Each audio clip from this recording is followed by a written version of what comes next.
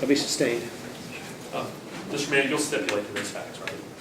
I'll stipulate that you sent that letter, that we received it, and that it was sent in advance of the filing of the lawsuit. And that you and I had conversations that There was a conversation between Mr. Wiest and I, the content of which is irrelevant. Okay. Yes. Sir, you were told prior to March 14th that we were going to be filing a lawsuit, correct? Yes. And on that same day, on March 14th, by the way, you were aware on March 14th that we filed the lawsuit, right?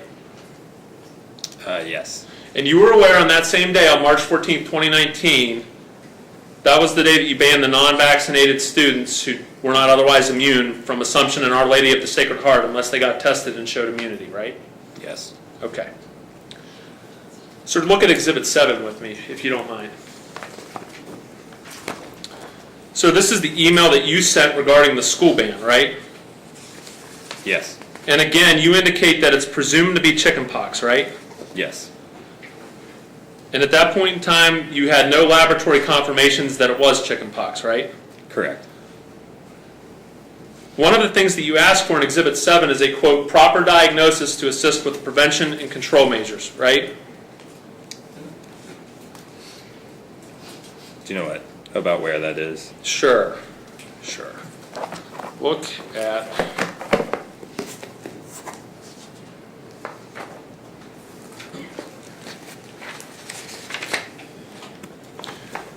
it's the first, second, third paragraph down. The attached letter must be Yes. sent to, yeah, you see that? Yes. Okay. And the reason that you wanted a proper diagnosis was that that would inform what the appropriate control measures should be, right? Correct. And you enacted a school ban even though Ms. Swisshelm indicated that such a ban would be pointless, right? Yes. Okay. I'm curious, sir, have you issued, and again, you've issued the school ban to a private Catholic school, right? Yes. Okay. Have you issued any of these kinds of bans to any public schools in the last 4 years?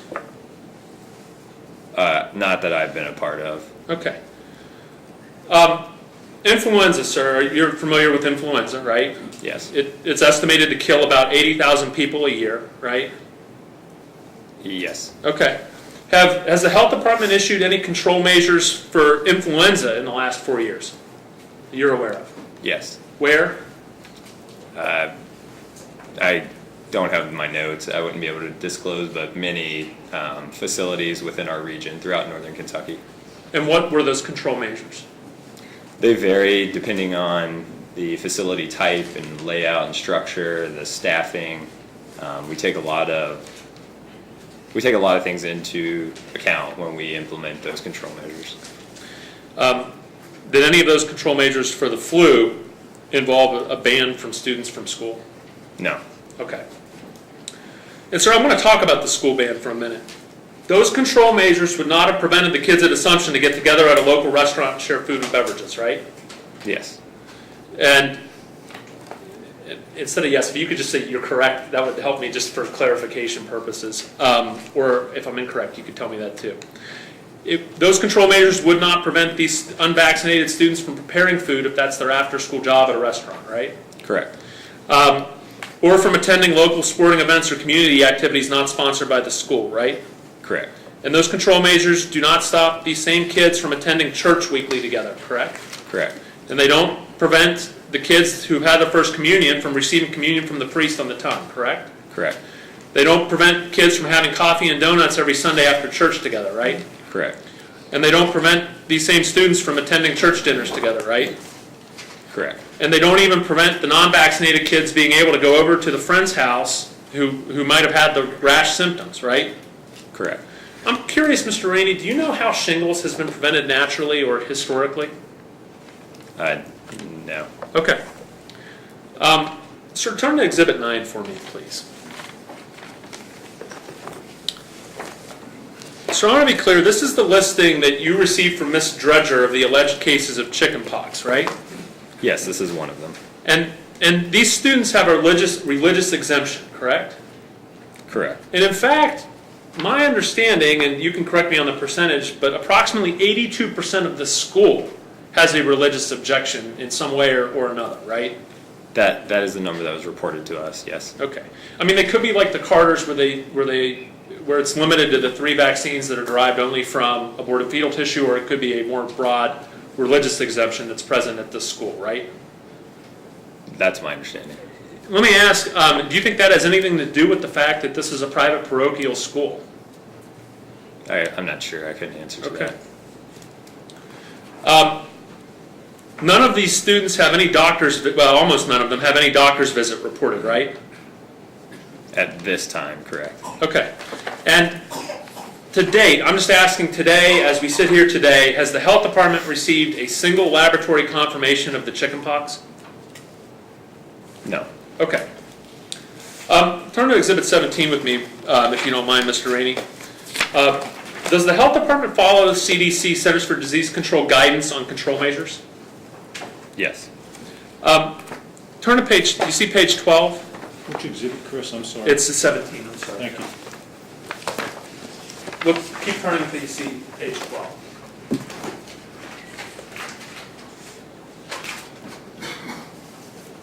You see that? Yeah. By the way, is this a document that you're familiar with? No. You've never seen the CDC guidance on control measures? Not this specific document. Okay.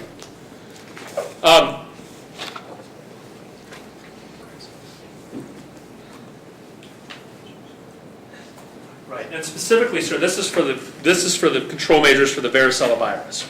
Are you aware of that? It appears that way. Have you seen any other guidance from the CDC on control measures? Yes. My understanding, you correct me if this is wrong, but all of those require that the health department or health agency first confirm that it's an outbreak, right? Right. And the way you do that is with laboratory testing, correct? Not always, but yes. Okay. There's no lab testing here, right? We just talked about there's no laboratory testing of this chickenpox. Okay. One of the things you're also supposed to do is identify cases by submitting a survey, right, to the affected community. That is one strategy, yes. Has that strategy been implemented by the health department in this matter? Not a traditional survey. Okay. Sir, I'm curious, since March 14th, when you banned the kids from school, how many new cases or alleged cases or possible suspected cases of chickenpox have been reported to the health department? As far as onsets, well, total we've identified 12 additional cases. 10 of those had onsets prior to March 14th. 2 cases have had onsets of illness after March 14th. Okay. Do you know whether or not your control measures have been effective? I would like to think so, but it's impossible to say. You don't know, right? Right. Okay.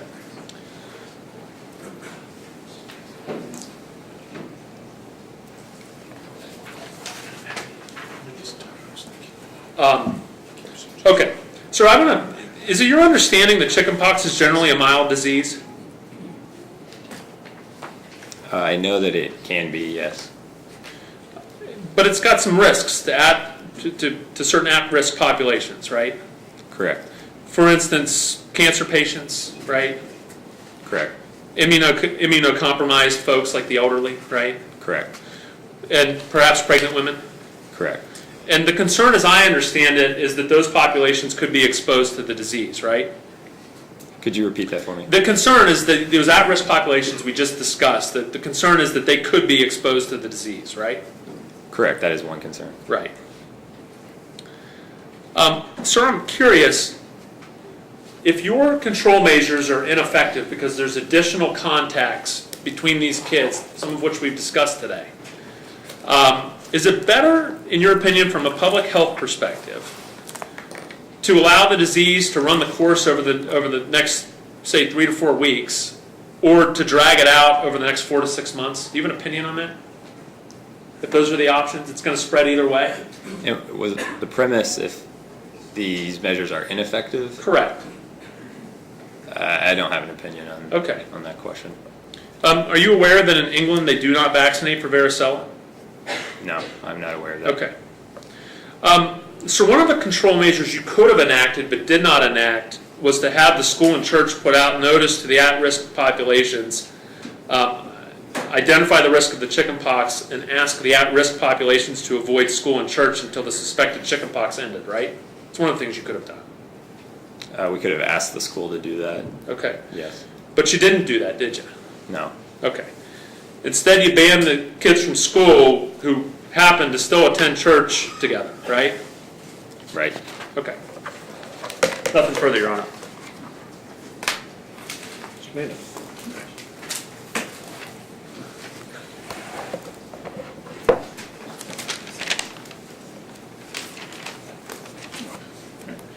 First of all, Mr. Raney, could you please give the court some background on your education and training in the field of epidemiology? Absolutely. My bachelor's degree is actually in biology, and I received a master's of public health and I took extra courses actually in epidemiology than were required for my concentration.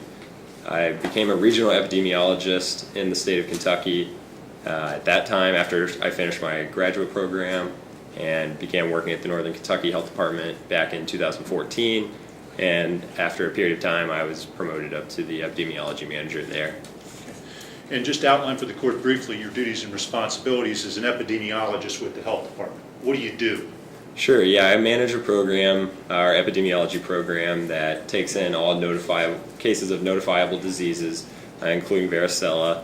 We do that for the region of Northern Kentucky as well as Three Rivers District Health Department.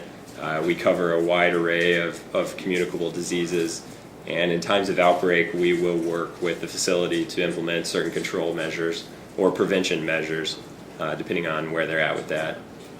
All designed to try and promote public health and protect the public from infectious diseases. Absolutely, that's in our mission statement, and we carry that out every day. Take a look at Exhibit S in the black book. binder. Okay. Is that a copy of your resume, your curriculum vitae with your qualifications, Mr. Yes. Raney? Yes, it is. Thank you. Now, let's talk about Assumption Academy. Mr. Weiss touched on this briefly, but my understanding this story started in early February of this year. Is that correct? That's correct. Right. Please tell the court how the issue at Assumption came about, how the health department became aware of it. Sure, it was brought to my knowledge by Carolyn Swisshelm. She had received contact from Vanessa Dredger out at Assumption Academy, and they had 6 cases of suspected chickenpox at that time. And when you receive a report like that, what type of concern did you have as an epidemiologist given your experience? Right, at that time, with that number, by statute and by practice, we would consider that an outbreak. Regardless of diagnosis, we're going to work with the school in this case, or whatever facility it would be, and try to determine the source of whatever's spreading and whatever's going on. And from your experience and your understanding of the health department, did you need a confirmed medical lab diagnosis in order to take precautionary measures to prevent the spread of that disease? No, Or whatever it was at the time, because it was suspected. correct. We did not need that. And you mentioned the word outbreak. That has some special significance in your field? Yes, it does. What's your understanding of the definition of outbreak at the health department? An outbreak in general is an unordinary occurrence of disease, or in this case, even the rash itself. You know, we would be concerned with even environmental exposures at that time. Anything that seems out of the ordinary is really what an outbreak is. I know that that's a little more clearly defined by certain guidelines we have, but that's the practicing definition. My understanding is the CDC defines that as 5 or more cases related by time or place, That's correct. and that state reg actually defines it as 2 or more cases related by time or place. Correct. So once you became aware, through Ms. Swisshelm, of the report that came in from Assumption, what was the decision-making process at the health department? What did you do? Sure. So with that number of cases on an initial report, I'm going to take that to my supervisor, who's Stephanie Vogel. We're going to communicate about that outbreak and what some of the potential control and prevention measures are at that time, and make a determination based on those the facts that we have at that time. and we're going to work better with that facility or the reporting agent to determine any secondary questions that we may have. Okay. And what decision did you ultimately reach when this initial report of 6 suspected cases came in? At that time, we reached the conclusion that we needed to send out a letter to the school, to the community there, notifying them of what we knew at that time and certain measures that they could take. And at that time, the measures were to monitor any children or any persons in the school or community linked to the school for symptoms of varicella. We explained what those symptoms are, and we recommended that if those symptoms appeared, seek care from a primary care physician and do a self-exclusion from school. Take a look at Exhibit B in the black binder, please. B as in boy. B, Bravo, yeah. Sorry. B. That's okay. Okay. And is that the letter that was sent? Yes, it is. By the health department and sent to be distributed to the parents or guardians at Assumption? Yes, it is. And what are you trying to accomplish here with this letter, Mr. Raney?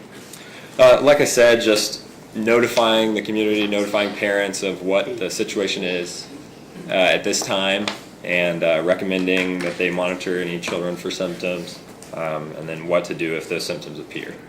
And did you, from your understanding of your practice there at the health department, your understanding of your authority, did you need a clinical diagnosis, a lab diagnosis of chickenpox in order to act to send this letter to be distributed to the parents? No, we didn't. Did you consult with the State Department of Health before sending this letter? Before sending this specific letter, we did not, but we did later on. All right. Would this letter be somewhat routine when you get an initial report of this note? Absolutely. We do this for multiple communicable diseases, and especially in schools. Okay. As February went on, did the department receive additional reports from Ms. Dredger at Assumption? Yes. Tell the court what those reports were as we got into mid-February. Sure. So I know that it was brought to my attention again around February 21st. That's when we sent out our second letter. And at that time, we were up to 18 cases. And we knew that we had 16 cases in the what they were referring to as a lower school, and then 2 cases in the upper school. Okay. And did that increase from 6 cases to 18 cases in one location in the span of 2 weeks cause you any concern as an epidemiologist? Absolutely. Why? That's a lot. That's a 3-fold increase, and that's just the cases that we were aware of and that had been identified. Then, at that time, as of February 21st with 18 cases, did the department also receive information from Children's Hospital Medical Center about a Assumption student who had sought medical treatment for suspected chickenpox? Yes, we did. That student was brought to our attention, and we followed up with Children's as soon as we could. And Children's told you that they diagnosed the child with chickenpox, and that the child had some type of bacterial infection, a complication from the condition. Correct. That's my understanding. Take a look at Exhibit C, please.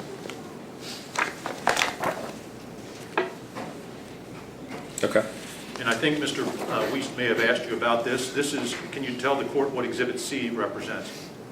Sure. This is a letter from myself to Ms. Dredger at Assumption Academy, and I'm identifying the prevention and control measures that we have decided that need to be implemented at this time. Okay. And this would be your communication to her in terms of what the department felt needed to be done at this time, correct? That's correct. And so this was the same day that the activities restriction letter was sent out by the department? Correct. Let's look at that. That's Exhibit F. Okay. Okay. 2-page letter, right? Right. And again, you asked the Assumption to distribute this to the parents or guardians of students at Assumption? That's correct. Who was involved in making the decision to impose this activities restriction letter? Sure. So that would again be myself speaking with Stephanie Vogel, and we reached out to the Kentucky Department for Public Health. Specifically, we reached out to Dr. Doug Thurman there, And I'm aware that Carolyn Swisshelm was also in contact with Julie Miracle at the Kentucky Department for Public Health. And she sent her recommendations at that time in an email, and then Dr. Doug Thurman talked to Stephanie and I on the phone, and we explained what the situation was, what was happening, and we were all in agreement that we should move forward with the activities restrictions. All right, and just for the court's benefit, let's make sure we identify who these people are. Who is Stephanie Vogel? Sure, Stephanie Vogel is the Population Health Director. She's my supervisor. Okay. And then you mentioned Dr. Doug Thurman. Who is Dr. Doug Thurman that you consulted with? Sure, so he actually is a CDC assignee, appointee, I'm not sure the exact job description there. And I know that he's our acting state epidemiologist as well at this time. Okay, so he was the acting state epidemiologist in Frankfurt. That's correct. And then you mentioned Julie Miracle. Who is Julie Miracle? She is a communicable disease nurse consultant that works with the Division of Epidemiology at the Kentucky Department for Public Health. Okay, and so there was communication with them, consensus reached that this letter was the next appropriate step to take to try and prevent the spread of this suspected chickenpox outbreak at Assumption. That's correct. All right. Could you please tell the court what the thought process is, what the rationale was for going with this activities restriction letter? Yeah, absolutely. We learned at that time that Assumption was participating in extracurricular activities with schools all over the Commonwealth, as far west as Hopkinsville, as far south as Somerset, Kentucky.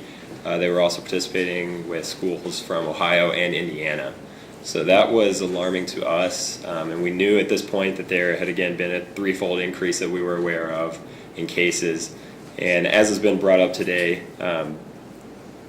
varicella, someone may be infectious or contagious for up to 2 days before their rash onset. So a student may appear perfectly healthy, participating in extracurricular activities, but actually be contagious to others at that time.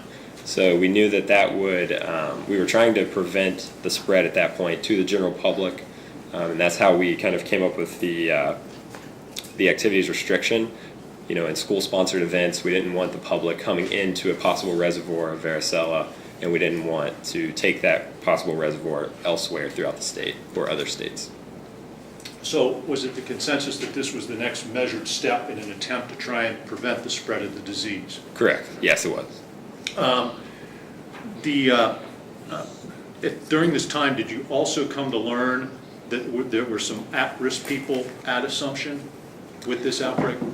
That's my recollection. I don't know the exact date we learned that there were, but yes. And when I say at-risk, specifically, did you come to learn that there were either pregnant parents or staff in that school building? That's correct. And I think you acknowledged this in response to Mr. Wee's question that if someone's pregnant, they are at higher risk of complications if they're exposed to varicella. That's correct. And did that also factor into your decision-making throughout this whole process to try and prevent the spread of the disease? Absolutely. Right. Then I think it was around this time or shortly afterward, the issue about Mr. Kunkel's participation in the basketball tournament arose. Is that correct? That's correct. All right. And what were the department's concerns about the students playing basketball in the tournament? Sure. So, we had requested the activities restriction. We had sent that email, and we're implementing those control measures. And Father Miche reached out to me specifically to follow up on that letter in general. And then I explained that letter to him. But then he followed up again, specifically requesting if the basketball team, if there was any way that they could play in their state tournament. And initially I said no, there was no test that I was aware of. But then I consulted with our medical director, Dr. Tolbert, and he made me aware that there was a varicella titer test, and he explained the criteria of that test and what the implications were, what those results should read like for students, and if it read the right way, as we laid out later for Father Miche, then the students it would be okay medically for them to play in the game. So it sounds like you were trying to make an accommodation to allow Jerome and other kids who were unvaccinated or not immune to play, but with certain control measures in place. Correct. We wanted to do so in a scientifically conscientious way. Right. And so that, and it was Dr. Tolbert, your medical director, who came up with that idea, correct? So Father Mouche initially asked about the varicella titer test originally, and then yes, Dr. Tolbert said that if that test were conducted, it would be fine. Okay. Take a look at Exhibit G in the black binder, please. Okay.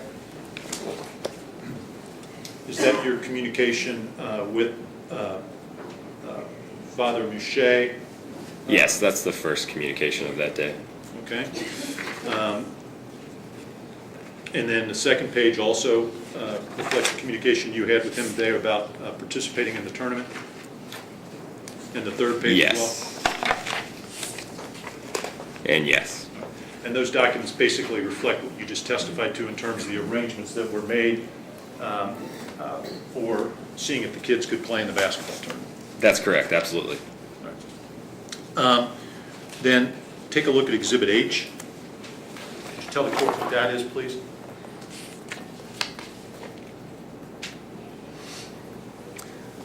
So this is a follow-up letter, or email rather, from our on-call epidemiologist.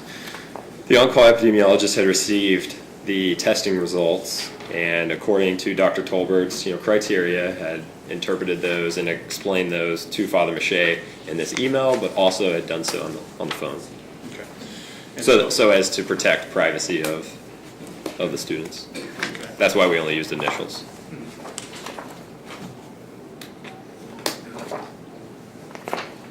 Then take a look at Exhibit, excuse me, just a second. And then, was it your understanding Mr. Kunkel, from his blood test, was determined not to be immune from varicella? That's correct. Then you mentioned Julie Miracle. Did she weigh in at some point and communicate with Mr. Kunkel? And Mr. Kunkel, Jerome's father, Bill Kunkel, I think is his first name, about some of these issues? Yes, so I believe that was Monday the 25th. We, at the health department, were CC'd in on a correspondence between them, but I was not aware of that correspondence before that email. Okay. And Exhibit I in the black binder. Yes, that's it. All right. That's the email from Julie to Mr. Kunkel. And she's providing Mr. Kunkel with the Kentucky laws that provide the health department with authority to investigate and take measures to prevent the control of vaccine preventable diseases and outbreaks in schools. Yes, that's correct.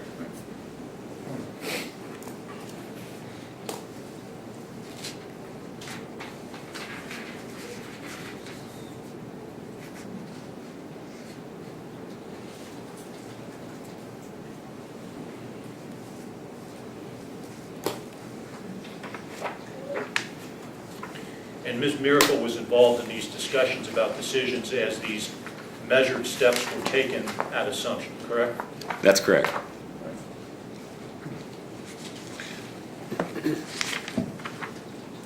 Then let's talk about this meeting at the health department that Mr. Wiest asked you about. He kind of played bits and snippets of a tape of that meeting. Did you know that Mr. Kunkel was taping the meeting with you? No, I did Did he not. disclose that to you? No, he did not. With respect to that meeting, how long did it last? Approximately 15, 20 minutes in my recollection. And what was your understanding of the purpose of the meeting when Mr. and Mrs. Kunkel and their son came in? When they first came in, the front desk just stated that they had some questions about a letter that they had received. Okay. And when you sat down with them, what was communicated? Basically, Mr. Kunkel, Jerome's father, was upset that Jerome couldn't play with the basketball team, and expressed concerns and was just upset about the overall implementation of the control measure. Okay. And what did you attempt to convey to the Kunkels? We just wanted to pass on the information that had been in the letter, explain some of the decision-making process and our thinking behind that letter. All right. And During the meeting, did you ever mandate, order, compel Mr. Kunkel to be vaccinated for varicella? No, Did Ms. Swisshelm ever do that? no, Did you do anything during the course of that meeting to treat them differently because of their religious beliefs? no, Did you respect their religious beliefs? yes, I think Mr. Wiest asked you a question and played a part of a tape to the effect of, your opinion is what matters, something to that effect. And you said, yes, I said it, but I'd like to explain. Mr. Wiest did not allow you to do that.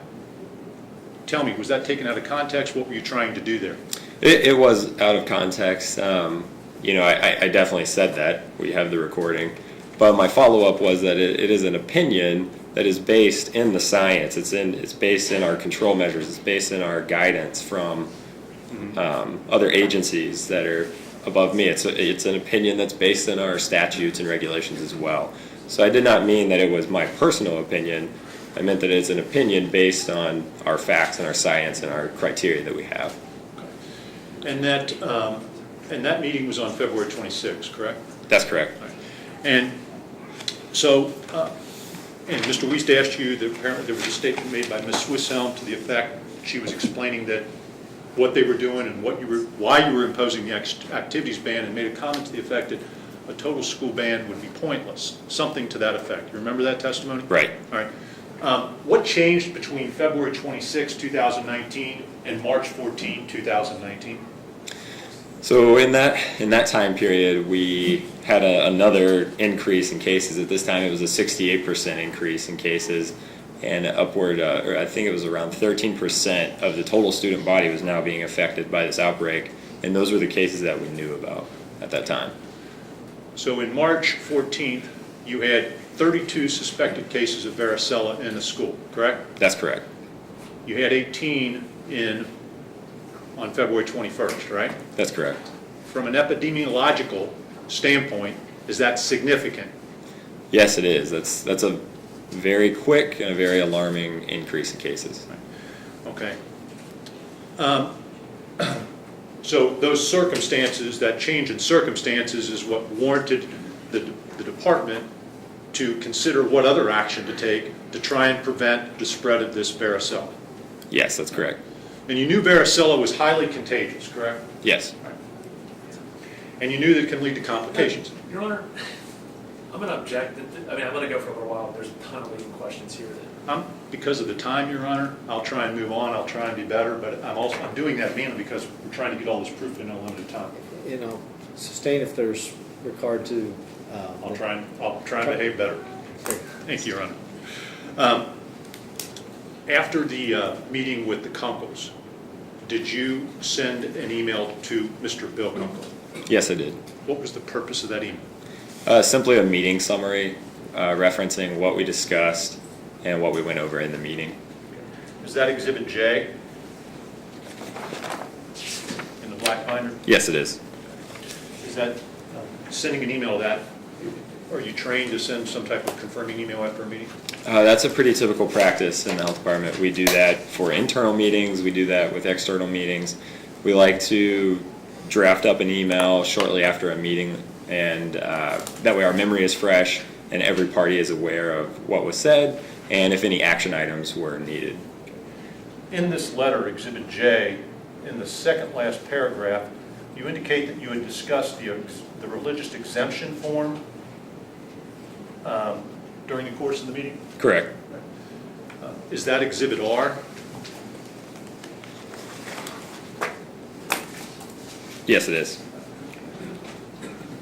And did you discuss the second bullet point at the bottom of that with Mr. Kunkel, Mrs. Kunkel, and Jerome? Yes, that bullet point was discussed during the meeting.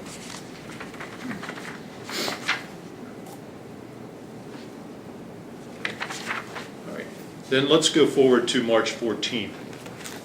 I think you told the court that you had now up to 32 suspected cases of varicella, right? Correct. Okay. Tell the court what the health department did and why on or about March 14th. So again, at that time, I worked with Stephanie Vogel. We reached out to again, Dr. Doug Thurman with the Kentucky Department for Public Health.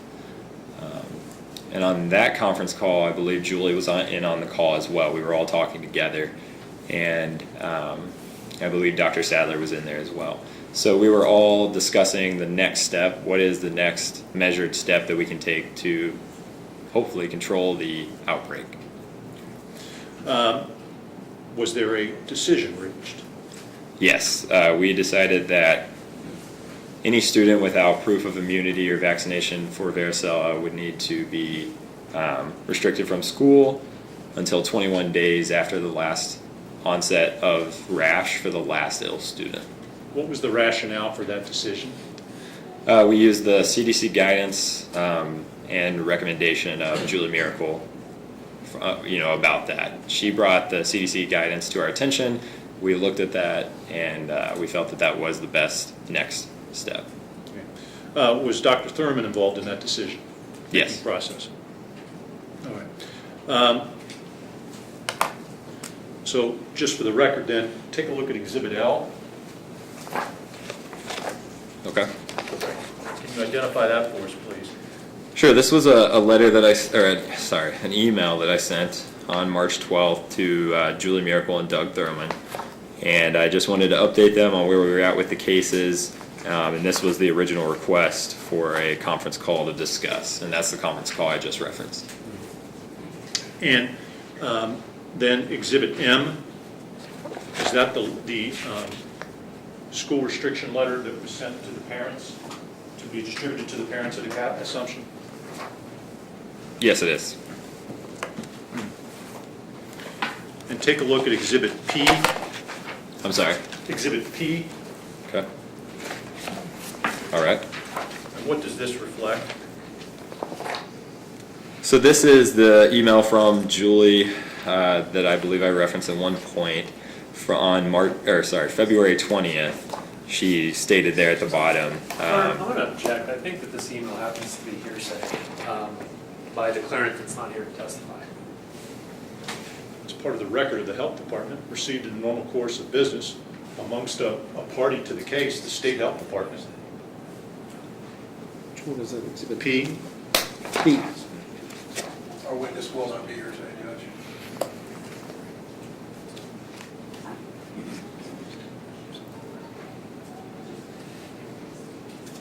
Approaching.